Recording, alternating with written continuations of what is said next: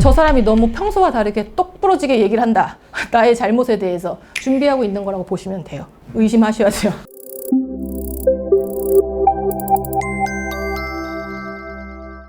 안녕하세요. 이혼 전문 박은주 변호사입니다. 오늘의 주제는요. 당신의 배우자가 이혼을 준비하고 있다는 증거에 대해서 상황 설명을 한번 해볼까 해요. 솔직히 여러분, 배우자 중 일방이요. 나 이혼하겠다고 한 6개월 잡고 준비하면요. 이혼할 수 있어요. 솔직히. 그래서 작정하고 있는 사람들은 못 당한다. 우리가 남녀 사이에 이제 사귀다가도 약간 이별 징후들이 보이면은 가장 많은 이별 징후들이 뭐예요? 싸움이 잦아지는 거 사실 아니겠습니까? 그렇죠? 예. 그건 당연한 대표적인 건데요.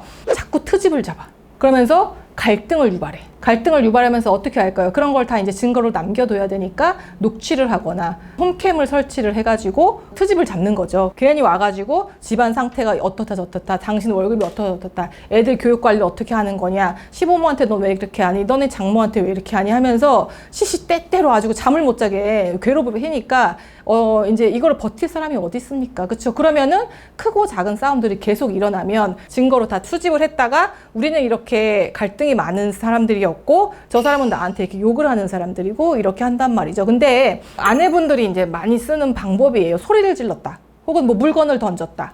약간 소란을 일으켜서 자기를 이제 피해자로 만드는 모양새를 취하고 112에 신고를 합니다. 조금이라도 뭔가 큰 소리가 나면 나 쳤어 이러면서 경찰에 신고하는 경우가 되게 많거든요. 그러면서 이제 시작되는 거죠. 그 다음에 두 번째로 그게 이어지는 게 뭐냐면 여러분 별거입니다. 별거. 이혼은 얘기는 하지는 않아요. 근데 지금 아까 첫 번째에서 이어진 그런 가정폭력이 일어났다고 하면서 경찰에 신고를 하잖아요. 그러면 사실은 되게 시시비비 안 가리고 바로 막 접근 금지가 떨어지거든요. 100m 이내로 접근하지 않고 연락하지 않고 뭐 이런 것들이거든요. 이런 게 초반에 2개월 처음에 딱 정해줘요. 그리고 나서 2번을 더 연장할 수 있습니다. 그러면은 4개월, 6개월이잖아요. 그러면 6개월 동안 남편이나 배우자, 아내는 그 접근금지 당하면은 집에 들어오지 못해요. 그럼 6개월 이후에 그걸 들어올 수 있느냐? 쉽지 않아요. 신고한 입장에서는요, 6개월이 끝나버리면은 가정법원에다가 피해자 보호 명령이라는 걸 또 새롭게 신청할 수가 있어요. 그렇게 되면서 자연스럽게 별거가 오래 지속되고,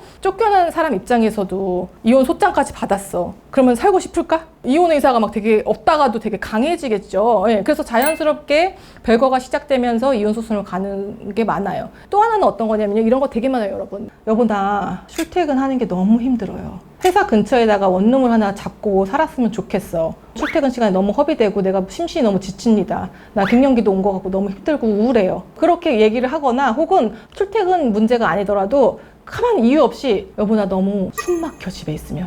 나 너무 공황 올 것 같아. 나 잠시 밖에 나가서 내가 혼자만의 시간을 좀 많이 갖고 그러면 좀 괜찮아질 것 같은데 라고 하면서 개소리를 시전을 하죠. 근데 배우자 입장에서는 원만하게 잘 생활하던 남편이나 부인이 그런 얘기를 하면은 안쓰럽죠. 여보 안 돼 라고 하는 사람 별로 없어요. 집을 나가서 처음에는요, 여러분, 주말에 집에 되게 잘 와요. 가족들하고도 이제 원만하게 잘 지내고 잘 지내다가 가는데요, 집에 오는 횟수들이 띄엄띄엄해져. 나중에는 안 와. 막 이러나 저러나 하고 막 전화도 잘 연락도 안 받고. 그러면서 이제 별거가 장기화되는 거죠. 이런 경우에는 이성 문제가 껴있는 경우도 굉장히 많아요. 이성하고 자유롭게 만나고 하게 하려고 집에는 이런 어떤 핑계를 대놓고 이제 별거의 수순으로 들어가면서 이제 이중 살림 같은 걸 사는 거죠. 그러다가 이제 뭐 배우자한테 걸리기도 하고 이렇게 한단 말이에요. 그런데 어찌됐던 간에 뭐 별거가 시작이 돼서 다시 합치기는 좀 어려운 상황이야. 그러면서 상대방이 이혼 소송을 제기를 하면은 부부는 기본적인 어떤 모습이 동거하는 모습이 기본적으로 우리가 생각하는 부부의 모습이잖아요.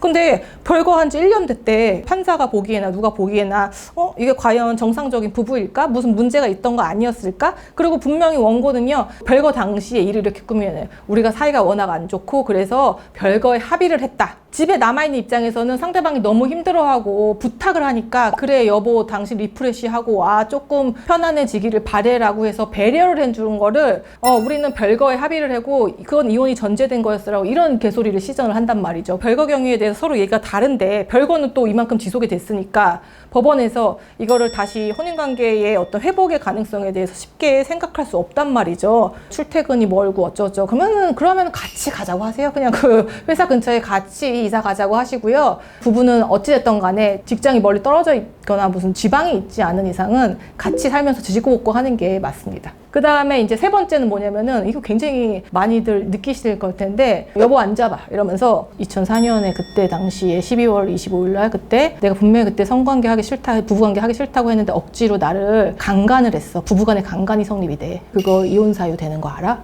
당신의 부모, 시부모님, 장모, 장인어른 나한테 그런 모욕적인 언사를 그때 했어. 몇 월 며칠 몇 시에. 굉장히 자세하게 자기가 배우자나 아니면은 그 직계 존속에 의해서 부당한 대우를 당했다고 하면서 그걸 막 줄줄 읊는데 막 정말 논리정연하게 육하 원칙에 따라서 정말 세세하고 자세하게 난 기억도 안 나는데 그거를 막 다 읊어요. 누군가 코치를 받았다는 거예요. 그러면서 상대방에게 당신 그런 잘못을 나에게 했잖아. 그러면은 배우자 입장에서 아무것도 모르는 배우자가 이 사람은 이혼 생각도 없는 사람이니까 아 그랬나 보지, 아 미안해 이러면서 그냥 넘어가죠. 그러면은 이제 그거를 나중에 증거로 쓰면서 아 우리 배우자가 자기의 잘못한 거를 그때 본인도 인정을 했다. 이건 굉장히 중대한 큰 이혼 사유이다 라면서 증거로 제출을 하죠. 시킨 겁니다, 변호사가. 그렇죠? 그러니까 저 사람이 너무 평소와 다르게 똑부러지게 얘기를 한다.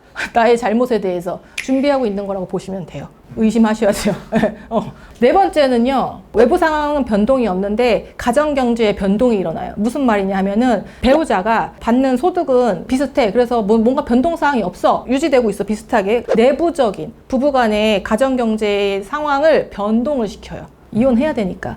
어떤 거냐면은 가장 크게는 생활비를 같이 합쳐서 뭐 같이 소득이 있으면 합쳐서 사용을 하다가 혹은 상대방에게 뭔가 가정경제 주도권을 줬다가 그거를 이제 우리 분리하자. 각자 번 거 각자 소비하고 뭐 이렇게 하자라고 해서 칼 같이 끊어. 그러면서 또 하나는 어떤 거냐면 또 만약에 외벌이라고 하거나 그러면은 벌이는 똑같은 거 같은데 나 너무 사정이 안 좋아서 내가 이번 달부터 생활비 못 주겠다 하면서 갑자기 생활비를 확 줄인다던가 안 준다거나 그런 변동사항, 내부적인 변동사항이 생기죠. 이혼을 준비하기 때문에 당연히 그러겠죠. 이제 마음 떠난 사람한테는 내가 돈을 안 주잖아요. 우리가 항상 인간들은 관심이 없는 이성에게는 시간과 비용을 사용하지 않잖아요. 남이라고 생각하니까 그런 게 아까운 거야. 그러니까 이제 아득바득 하는 거고 또 집 한 채 하나 있는 거를 공동명의로 있는데 그렇게 그걸 팔자고 난리를 쳐 맨날. 딱 보니까 지금 이게 점점 떨어질 것 같다. 빨리 팔아가지고 우리 월세로 전세로 가야 된다라고 하면서 그렇게 집을 처분하자고 난리를 쳐요.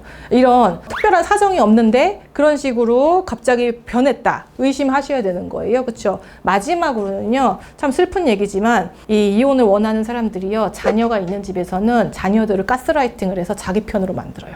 이제 아이들은 아무래도 본인과 많은 시간을 지냈던 주양육자랑 친한 경우가 많거든요. 그게 엄마가 될 수도 있고 아빠가 될 수도 있고 하는데 예를 들어서 엄마라고 해볼게요. 그럼 엄마가 작정하고 이혼을 하자고 그래. 아이들이 보는 앞에서 대놓고 아빠를 무시하는 행동이나 하대하는 행동을 하면 아이들이 그대로 배우고 아이들도 자기도 그래도 된다고 생각을 같이 하거든요. 그리고 아빠가 와도 아는 척을 안 해. 그런 식까지 해서 아이들을 자기 편으로 만들어서 아이들을 가스라이팅을 해서 상대편 배우자가 굉장히 이 가정을 유지하는 거에 회의적인 어떤 생각을 가질 수 있도록 그렇지 않겠습니까? 배우자도 그런데 이제 애들까지 나를 왕따시키고 이렇게 나를 무시하고 그런 식까지 한다니까요.